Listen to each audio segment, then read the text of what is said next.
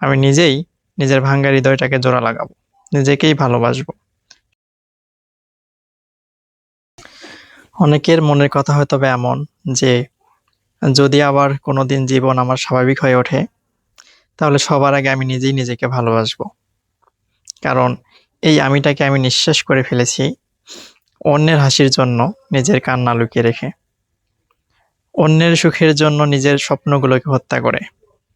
আমি নিজেই আমার হৃদয়ের বিরুদ্ধে দাঁড়িয়েছিলাম, নিজেকেই বারবার ভেঙেছি, তবুও থামিনি।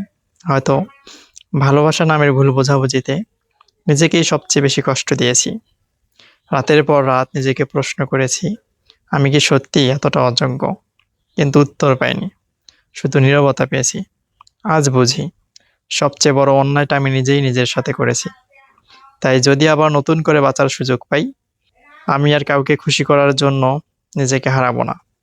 আমি নিজেই নিজের ভাঙ্গা হৃদয়টাকে জোড়া লাগাবো, নিজেকেই ভালোবাসবো, সবচেয়ে বেশি নিঃশর্তভাবে।